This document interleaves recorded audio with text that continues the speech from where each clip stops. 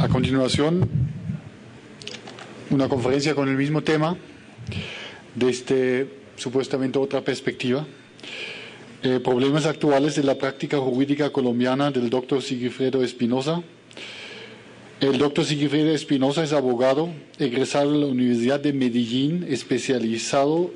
en Derecho Penal y Criminología de la misma universidad. Cursó estudios de Derecho Público y Constitucional comparado en Turín, Italia, y estudios sobre el sistema penal acusatorio en Puerto Rico. Vinculado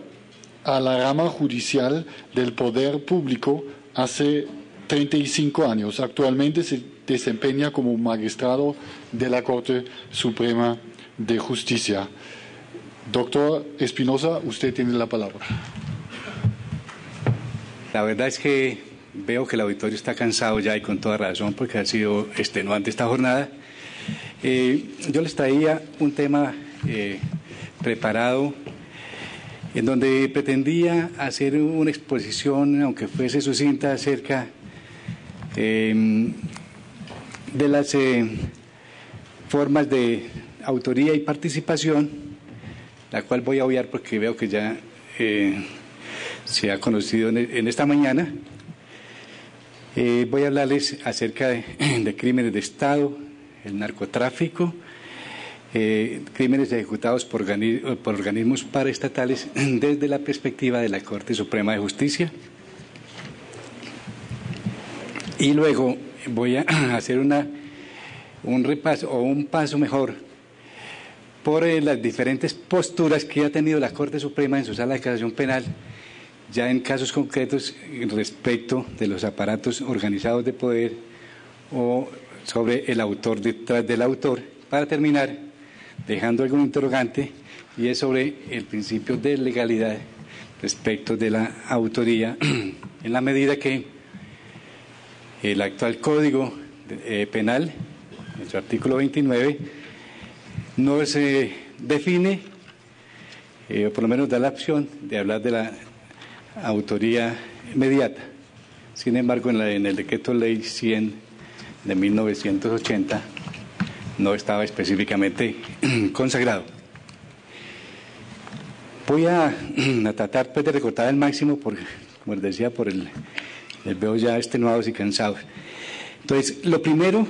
que cabe preguntarse es la manera en que puede enfrentarse desde el escenario judicial un fenómeno complejo y de múltiples ramificaciones como el de las empresas del crimen, directamente ligado con el problema del narcotráfico o los crímenes llamados de Estado o los ejecutados por organismos paraestatales. Esa preocupación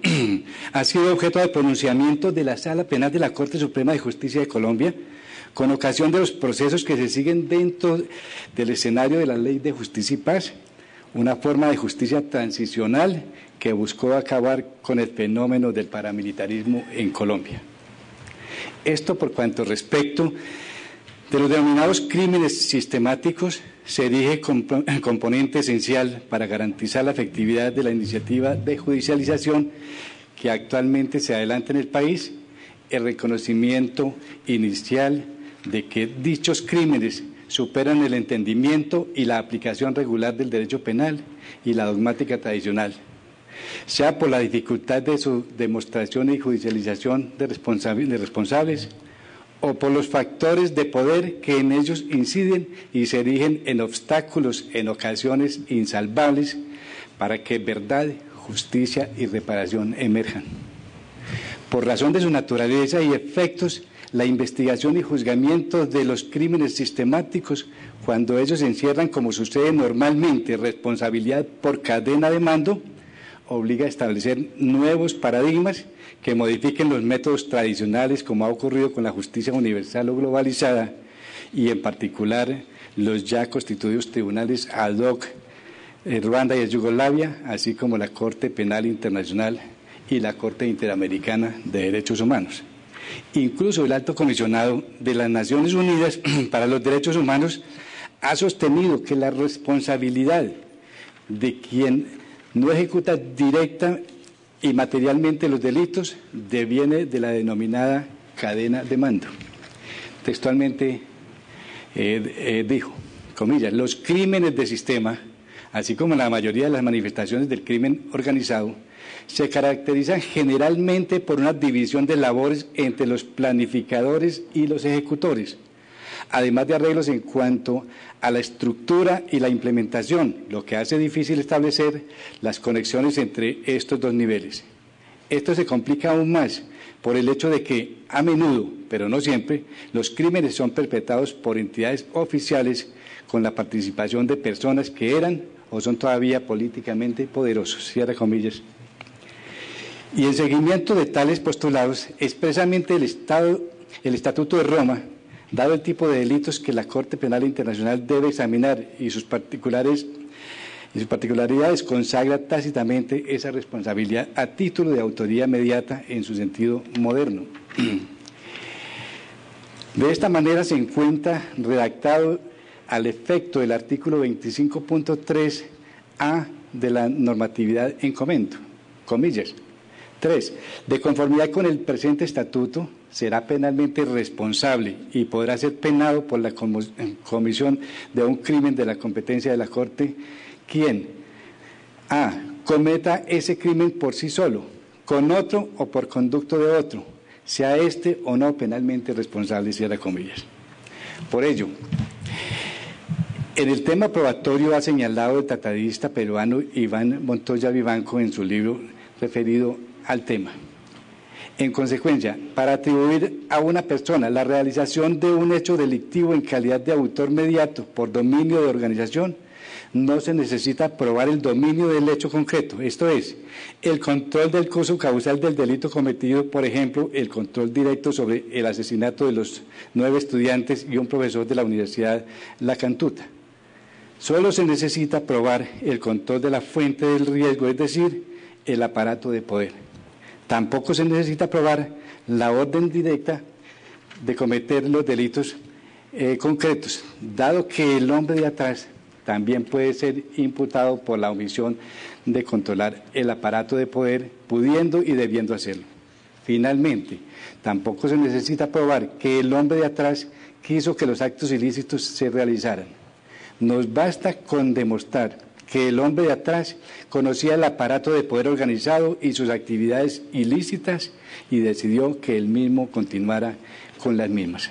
Entonces ahora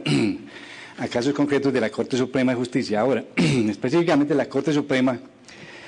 en temas que involucran cadena de mando o estructuras organizadas complejas, ha ido evolucionando de conformidad con esas necesidades probatorias y la verificación de lo que efectivamente sucede en la práctica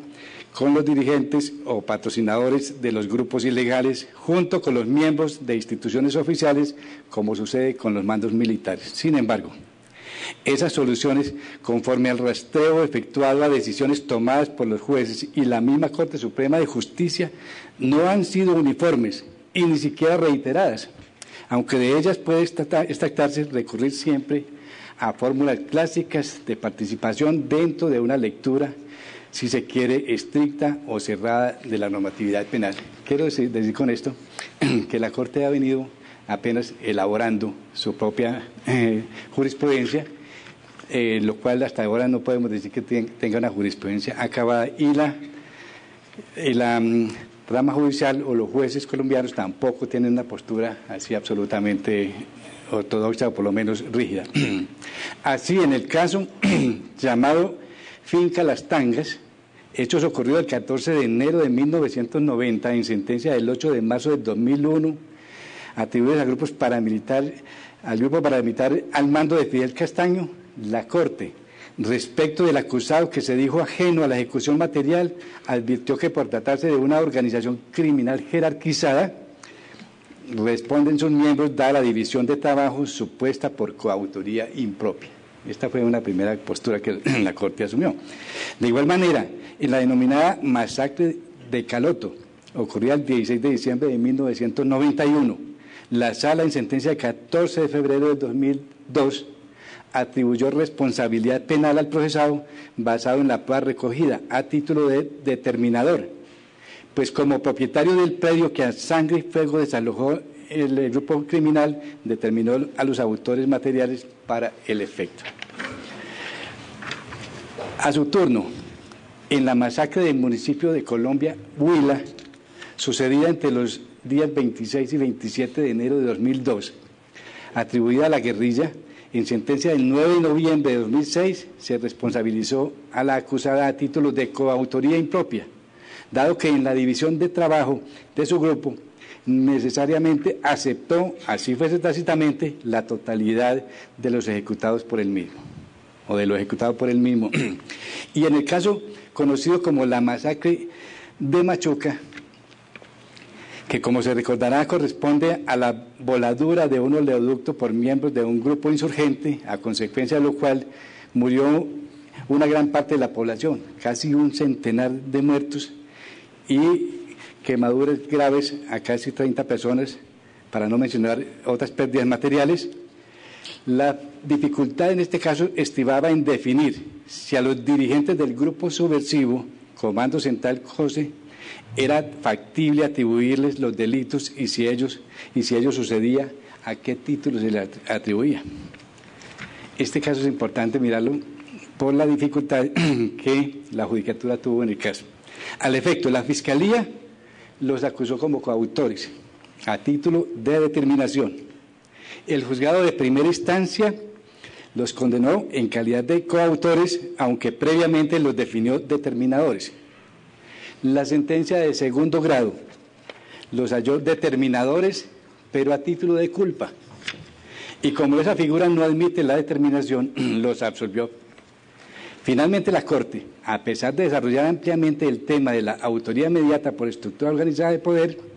termina condenando a los dirigentes en calidad de coautoría impropia, conforme lo probado en el expediente. La Corte explica en sentencia del 7 de marzo de 2007 al efecto, dice: basta agregar que para la Sala de Casación Penal es claro que en la doctrina contemporánea se está abriendo camino la figura de la autoría inmediata para atribuir responsabilidad a las personas de atrás que se amparan en estructuras organizadas de poder. Solo que en el presente asunto, aferrarse a tal creación doctrinaria no es preciso, porque las pruebas enseñan que se trató de un caso de coautoría impropia por división de trabajo en la misma empresa delictiva que aglutina a los subversivos que pertenecen al ELN. Cierra comillas. Se observa entonces cómo la Corte ya abre paso a la figura moderna de la autoría inmediata por cadena de mando, entendiéndola pasible de aplicar en la jurisdicción colombiana. Ahora, para referirse a la responsabilidad de los militares con mando en la zona donde los paramilitares ejecutaron masacres, en el caso de Mapiripán, ocurrido entre el 15 y el 20 de julio de 1997, en sentencia del 26 de abril de 2007, radicado 25889, la Sala Penal condenó en calidad de coautores impropios a los miembros de las fuerzas militares que con su accionar facilitaron la toma del grupo de autodefensas y los consecuentes delitos.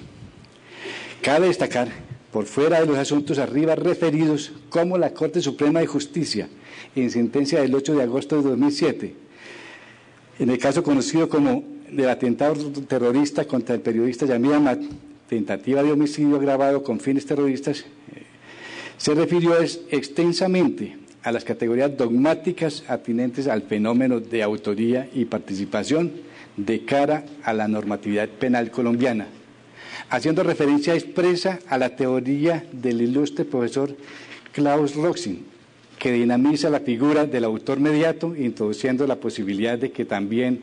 el ejecutor material actúe con responsabilidad penal dentro de los llamados aparatos organizados de poder. El asunto se resuelve, sin embargo, dentro de la figura de la coautoría impropia,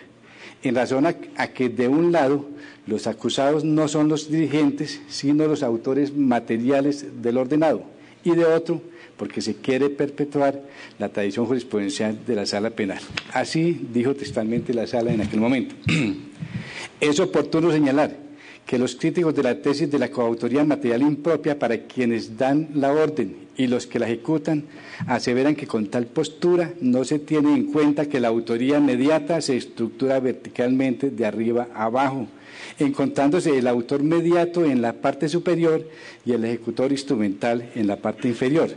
mientras que la coautoría se organiza horizontalmente, cara a cara, tareas similares y simultáneas. Ahora, al verificar si el planteamiento anterior resulta aplicable al caso objeto de estudio, sin dificultad observa la sala de un lado,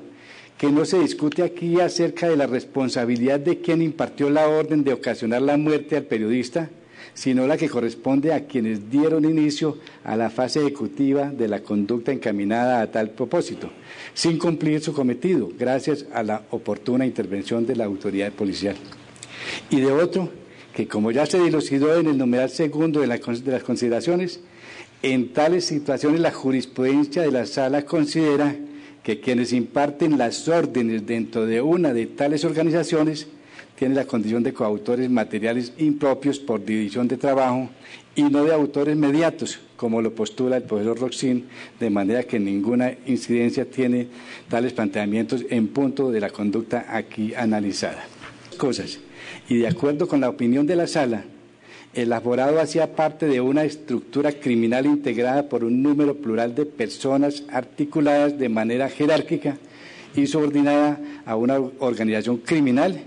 quienes mediante división de tareas y concurrencia de aportes, los cuales se pueden constituir en órdenes en secuencia o descendente, realizan conductas punibles, fenómeno que es factible comprenderlo a través de la metáfora de la cadena. Cierra comillas. Finalmente, la Sala, después de esos escarceos con la tesis moderna de autoría inmediata, arriba referenciados, termina por aplicarla en un caso concreto que debe entenderse hito para el desarrollo jurisprudencial de la figura del hombre de atrás, donde fue condenado un excongresista por varios delitos, diferenciándose respecto de cada uno de conformidad con la dogmática en boga y los elementos probatorios arrimados el tipo de responsabilidad penal. Se trata del fallo del 23 de febrero de 2010, caso conocido como la masacre de Macayepo, en el cual sobre el tema examinado puntualmente se anotó con referencia a la prueba recogida que el tipo de intervención penal del procesado,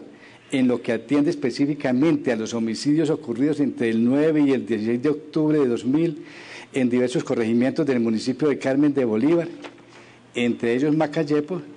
opera a título de autoría inmediata respecto de su posición de una estructura organizada de poder. Esto dijo la Corte textualmente. En la doctrina nacional se ha discutido la denominación jurídica que deben recibir las personas que participan de una organización criminal, como es el caso de las mafias, de los narcotraficantes y los aparatos de poder organizados y dirigidos por paramilitares y organizaciones guerrilleras. Los comentaristas proclaman que dichos individuos estrictamente no son coautores ni inductores y proponen que su responsabilidad se edifique a partir de la autoría inmediata, teniéndose como fundamento de dicha responsabilidad el control o influencia que sobre la organización criminal ejercieron los superiores, de modo que los ejecutores son piezas anónimas y fungibles que realizan directamente la acción punible sin que siquiera conozcan a los jerarcas que ordenan el crimen. Ciertamente, cuando se está ante el fenómeno delincuencial derivado de estructuras o aparatos de poder organizados, los delitos ejecutados son imputables tanto a sus dirigentes, gestores, patrocinadores, comandantes, a título de autores mediatos, a sus coordinadores en cuanto dominan la función encargada, comandantes, jefes de grupos, a título de coautores, y los directos ejecutores o subordinados, soldados, tropas, patrulleros, guerrilleros o milicianos, pues toda la cadena actúa con verdadero conocimiento y dominio del hecho, y mal podrían ser amparados algunos de ellos con una posición conceptual que conlleva la impunidad. Desde luego, huelga anotar que no se trata el asunto de materia acabada, todo lo contrario. El camino apenas empieza a recorrerse y en tránsito del mismo muchas serán las dificultades. Apenas para citar algunas, la jurisprudencia y doctrina nacionales deberán definir Si, como algunos sostienen, el tipo de responsabilidad propio de la autoría inmediata por cadena de mando solo opera respecto de grupos criminales que actúan al margen de la legalidad, o si, como lo sostiene el tratadista peruano Iván Meini cuando aborda el examen de la sentencia por la masacre de la comunidad de Lucanamarca, el requisito de fungibilidad no es operativo al instituto. De igual manera, cuando ya parece claro que el artículo 29 del Código Penal colombiano vigente, Ley 599 de 2000, faculta verificar pasible de definir la responsabilidad penal dentro del espectro moderno de la autoría inmediata, cuando se trata de aparatos organizados de poder, sería necesario definir, si igual ocurre con el Decreto Ley 100 de 1980, normatividad penal derogada, pues ello es importante para establecer si hechos ocurridos en su vigencia, aún no fallados, pueden aceptar un dicho tipo de atribución penal. Desde luego, pues como se dijo al inicio, el asunto se halla íntimamente ligado con el tema probatorio y entonces cada caso particular ha de ser mirado con detalle para definir si la persona actuó como cómplice, determinador, instigador, coautor propio o impropio o autor mediato en una estructura criminal organizada. Precisamente esas son las cuestiones que deben ocupar hoy en día la jurisprudencia de Justicia y Paz para contextualizar tanto lo ocurrido como la intervención de los postulados conforme su papel en la organización y lo que en concreto puede atribuirse. Muchísimas gracias a ustedes.